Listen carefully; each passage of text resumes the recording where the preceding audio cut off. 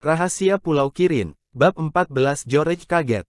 Dick memandang George. Dick merasa tak ada salahnya untuk menceritakan pada Martin di mana Timmy berada. Asal saja George tidak membeberkan alasan meninggalkan Timmy di pulau. Tapi rupanya George tidak melupakan janjinya tadi. Kini ia tidak mau lagi terlalu banyak bercerita. Ditatapnya Martin lalu berkata sambil lalu, "Timmy, hari ini kami tinggalkan di rumah. Ah, ikut belanja dengan ibumu rupanya karena berharap akan mampir di tukang daging," kata Martin. Baru sekali itu ia melucu di depan anak-anak. Mereka tertawa terbahak-bahak, walau lelucon itu sebetulnya tidak begitu lucu. Martin berseri-seri. Ia mulai mengarang-ngarang lelucon lainnya sementara jari-jarinya terus mengecat dengan cekatan. Hidangan teh sedap sekali sore itu. Pukul 6:04, George dan Anne mengantarkan boneka-boneka yang sudah selesai dicat ke rumah pengawas pantai. Pak tua itu gembira sekali melihat boneka-bonekanya dicat dengan indah. Dick membawakan kaleng-kaleng cat beserta kuas yang dicelupkan dalam sebuah botol berisi terpentin. "Anak itu pintar ya," kata pengawas pantai sambil asyik memandangi boneka-boneka. "Tampangnya memang masam dan lesu, tapi anaknya baik hati. Aku meneropong sekali lagi," kata George, mumpung belum terlalu gelap.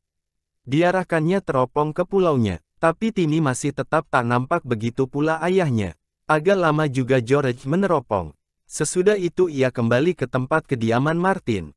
Ia menggeleng, ketika saudara-saudaranya mengangkat alis sebagai ganti bertanya. George dan Anne membenahi bekas-bekas minum teh. Mereka bergegas-gegas karena tidak kepingin bertemu dengan Pak Churton. Mereka tidak begitu senang lagi padanya karena kini sudah tahu bahwa ia sangat keras terhadap Martin. "Terima kasih," kata Martin sambil berjalan terpincang-pincang mengantarkan teman-temannya ke pintu. "Aku senang sekali bisa bermain-main dengan Chet. Aku juga gembira karena kalian bertamu kemari. Kau harus terus melukis," kata Julian. "Kau tidak boleh mundur jika menyadari bahwa memang pekerjaan itu yang sesuai dengan kemauanmu." "Ya," kata Martin. Air mukanya menjadi masam kembali. "Tapi ada beberapa hal yang menyukarkan, hal-hal yang tak bisa kuceritakan pada kalian." "Ah sudahlah, tanggung pada suatu hari nanti semuanya akan beres juga. Aku akan menjadi seniman yang kenamaan. Ayo cepat," kata Dick dengan suara lirih pada Julian. Itu ayahnya sudah datang. Mereka bergegas-gegas di jalan sebelah tepi tebing sambil melirik ke samping. Pak Churton nampak mendaki tebing lewat jalan yang satu lagi. "Jahat benar orang itu," kata Anne. "Masa Martin dilarang melakukan kegemarannya? Padahal kelihatannya begitu ramah dan kocak." "Memang banyak orang seperti dia," kata Dick, "di rumah lain dengan di luar. Mudah-mudahan Pak Churton tadi tidak mencoba menyelidiki lorong yang ada di sisi tambang batu," kata George. Ia menoleh ke belakang memperhatikan orang itu berjalan menuju pintu belakang rumahnya. "Menjengkelkan sekali jika ia ikut campur, merusak kesenangan kita. Mungkin tak ada yang bisa ditemukan di sana, tapi untuk mengetahui di sana tidak ada apa-apa pun sudah menyenangkan." "Wah, rumitnya," kata Dick sambil meringis kocak, "tapi aku mengerti maksudmu. Hidangan teh tadi enak ya." "Memang," kata George sambil memandang berkeliling seolah-olah mencari sesuatu. "Ada apa?" tanya Dick. "Apa yang kau cari?" "Ah, konyol, aku lupa. Aku mencari Timmy," jawab George. "Aku sudah begitu terbiasa bahwa ia selalu ada di dekatku. Rasanya aneh jika Timmy tidak ada di sampingku." "Ya, perasaanku juga begitu," jawab Julian, "seakan-akan ada sesuatu yang hilang. Kami semua rindu padanya, tapi kau pasti yang paling merasakannya." George. "Memang, apalagi pada waktu malam," kata George, sukar. "Rasanya tidur kalau tidak ditemani Timmy." Malam itu mereka main monopoli lagi. Menjelang pukul 10:30, Julian berbaring di tempat tidurnya. Ia menunggu isyarat Paman Quentin. Dengan sendirinya George juga ada menunggu dekat jendela. Mereka menunggu pukul 10:30. "Nah sekarang," kata Julian. Baru saja ia mengatakannya ketika dari arah puncak menara nampak sinar senter. "1, hitung George. 2, 3, 4, 5, 6. Ia masih menunggu dengan cemas kalau masih ada lagi yang menyusul tapi ternyata tidak. "Sekarang kau bisa tidur dengan tenang," kata Julian padanya. "Ayahmu dalam keadaan selamat dan itu berarti bahwa Timmy juga tidak apa-apa. Mungkin Paman juga tidak lupa memberi makan malam pada Timmy dan karenanya ia sendiri juga makan. Yang jelas Timmy akan mengingatkan, jika ayah sampai lupa," kata George sambil keluar. Selamat tidur Dick, Ju. Sampai besok. George kembali ke kamarnya lalu langsung masuk ke tempat tidur. Ia masih gelisah sebentar karena merasa kesepian tanpa Timmy. Tapi tahu-tahu ia sudah terlelap. George bermimpi tentang pulaunya, ia ada di situ bersama Timmy, dan tiba-tiba menemukan batangan emas dalam ruangan bawah tanah. Mimpi yang menyenangkan. Keesokan paginya cuaca cerah lagi. Langit biru bersih. Kebun penuh dengan bunga. George memandang keluar ketika sedang sarapan di kamar makan. Ia teringat pada Timmy. Mestinya anjing itu sedang berlari-lari di pulau. Kau sedang melamun tentang Timmy, kata Julian sambil tertawa. Sudahlah, tak lama lagi kau kan akan melihatnya lagi lewat teropong pengawas pantai. Bersabarlah, barang sejam lagi. Kau rasa Tim akan nampak jika ia ada di puncak menara bersama ayah pukul 10:30 nanti? Tanya Bibi Fanny. Jangan-jangan tidak bisa. Ah, bisa Bu, jawab George. Teropong itu kuat sekali. Sekarang ku benahi saja dulu tempat tidurku. Setelah itu aku akan naik ke tebing. Ada yang mau ikut? Aku memerlukan bantuan Anne membereskan barang-barang, kata ibunya. Aku ingin mengumpulkan pakaian tua hendak kusumbangkan pada yayasan sosial. Kau kan tak keberatan menolongku Anne? Tentu saja tidak, jawab Anne dengan segera. Lah, kalian apa yang akan kalian kerjakan? Pertanyaan itu ditujukannya pada abang-abangnya. Aku masih harus mengerjakan soal-soal pelajaran yang harus dibuat dalam liburan ini, kata Julian sambil mengeluh. Sebenarnya segan, tapi selama ini selalu kuundur-undurkan terus. Kau sebaiknya juga membuat pekerjaan rumahmu, Dick. Kau kan tahu sendiri sifatmu. Pasti akan kau undurkan sampai hari terakhir liburan. Baiklah, kata Dick. Kau kan tidak keberatan pergi sendiri ke pondok pengawas pantai George? Tentu saja tidak, kata George. Aku akan segera kembali setelah melihat Timmy dan ayah.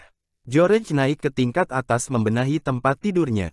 Julian dan Dick pergi mengambil buku-buku pelajaran. Anne kembali ke bawah lagi setelah membenahi tempat tidurnya untuk membantu Bibi Fanny. Beberapa menit kemudian George lari keluar rumah sambil berseru untuk pamit. Aduh anak itu, kata ibunya, seperti badai saja. Kurasa George sulit disuruh berjalan normal. Selalu harus berlari. Nah Anne, pisahkan pakaian ini dalam 3 tumpukan, ya. Yang sudah tua sekali, yang masih lumayan dan yang masih bagus. Beberapa saat menjelang pukul 10:30. Julian pergi ke jendela kamarnya untuk menunggu isyarat paman. Ia menunggu dengan sabar. Beberapa detik lewat pukul 10:30 datanglah kilatan isyarat yang ditunggu-tunggu. 1, 2, 3, 4, 5, 6. Beres. Sekarang George bisa tenang sehari itu. Mungkin sore nanti mereka bisa ke tambang batu.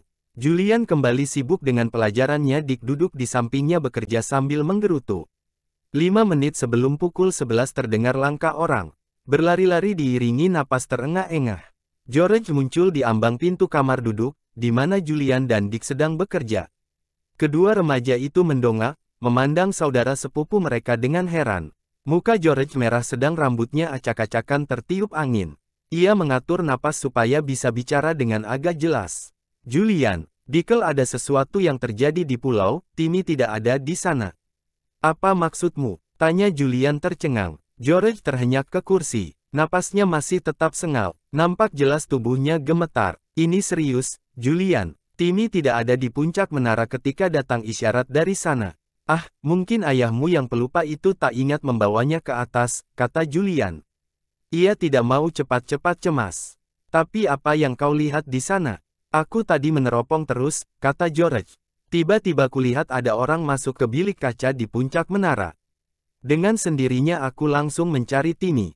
Tapi Timmy tidak ada di situ. Isyarat datang 6 kali, lalu orang yang kulihat itu menghilang lagi. Cuma itu saja, tapi Timmy tetap tak nampak. Aku sangat khawatir, Ju. Ah, kau tak perlu was-was, kata Julian menenangkan. Sungguh kurasa ayahmu hanya lupa saja pada Timmy. Lagi pula kau kan melihat ayahmu di atas menara. Jadi pasti tak ada apa-apa di sana. Bukan ayah yang kupikirkan, seru George. Ia pasti dalam keadaan selamat, jika masih memberikan isyarat seperti disepakatkan. Tapi Timmy yang kucemaskan. Soalnya, juga apabila ayah lupa, Timmy sendiri pasti ikut. Kau kan tahu, mungkin saja ayahmu menutup pintu di kaki menara supaya Timmy tidak bisa naik, sela Dick. Ya, mungkin juga, kata George sambil mengerutkan kening. Kemungkinan itu tak terpikir olehnya tadi. Aduh, sekarang aku pasti gelisah sepanjang hari. Kenapa aku tidak tinggal saja di sana bersama Timmy? Apa yang harus kuperbuat sekarang? Tunggu saja sampai besok pagi, kata Dick. Mungkin besok kau akan bisa melihat Timmy. Besok pagi. Aduh, kan masih lama sekali, keluh George. Tak ada yang mau mengerti betapa sayang aku pada Timmy. Kau mungkin akan mengerti, Ju, jika punya anjing. Aduh, mudah-mudahan saja Timmy selamat. Tentu saja dia selamat, kata Julian. Ia sudah tidak sabar lagi. Teguhkan hatimu George. Aku punya firasat ada sesuatu yang tidak beres di sana, kata George berkeras. Julian, sebaiknya aku ke pulau. Jangan, larang Julian. Jangan konyol George. Tak ada apa-apa, cuma ayahmu saja yang pelupa. Ia sudah mengisyaratkan bahwa keadaannya baik-baik saja. Itu kan sudah cukup. Kau tidak boleh ke sana. Nanti ribut dengan ayahmu. Baiklah, aku akan menyabarkan diri, kata George sekonyong-konyong mengalah. Ia bangkit dengan wajah gelisah. Julian menyapanya dengan nada yang lebih ramah. Kau jangan terlalu cepat gelisah, George.